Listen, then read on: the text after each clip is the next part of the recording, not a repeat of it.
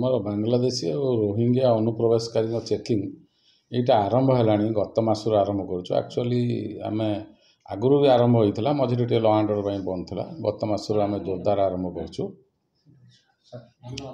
ସେଥିରେ ସବୁ ଥାନାକୁ ବର୍ତ୍ତମାନ ଇନଷ୍ଟ୍ରକ୍ସନ୍ ଅନୁସାରେ ସବୁ ଥାନାରେ କରୁଛନ୍ତି। ମେନଲି ଆମେ କୋଷ୍ଟାଲ ଲାଇନ୍ ଉପରେ ଦେଖୁଛୁ, ଯେଉଁ କୋଷ୍ଟାଲ ଲାଇନ୍ରେ ଯେଉଁ ଥାନା ଗୁଡ଼ା ଅଛନ୍ତି ଏବଂ ସାମୁଦ୍ରିକ ଥାନା ଏଇ ଏରିଆରେ ଆମେ ବେଶୀ ଫୋକସ୍ କରୁଛୁ।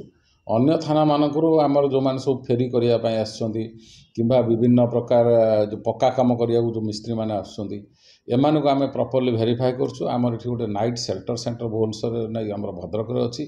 ଏଇଠି ଆମେ ସେମାନଙ୍କୁ ରଖିକି ତାଙ୍କୁ ପ୍ରପର ଭେରିଫିକେସନ୍ କରୁଛୁ। ଆମ ସହିତ ସ୍ପେଶାଲ ବ୍ରାଞ୍ଚ ମଧ୍ୟ ଇନଭଲ୍ଭ ଅଛି।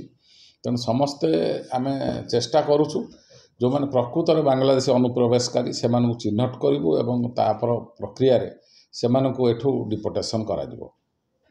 ବର୍ତ୍ତମାନ ସୁଦ୍ଧା ଗତକାଲି ଯେଉଁ ଚେକିଂ କରିଥିଲେ କେତେ ଜଣକୁ? ଗତକାଲି ଆକ୍ଚୁଆଲି ଆମେ ତିହିଡ଼ି ଏବଂ ବାସୁଦେବପୁରରେ ଆମର 8 ଜଣ, ତିହିଡ଼ିରେ ଜଣେ ଆମେ ସେମାନଙ୍କୁ ଭେରିଫାଏ କରୁଛୁ ଏବଂ ବାସୁଦେବପୁରର ଯେଉଁ 8 ଜଣ ସେମାନେ ବର୍ତ୍ତମାନ ବାସୁଦେବପୁର ଥାନାରେ ଅଛନ୍ତି। ତାଙ୍କର ପୁଣି ଫର୍ଦର ଭେରିଫିକେସନ୍ ମଧ୍ୟ ଚାଲୁ ରହିଛି।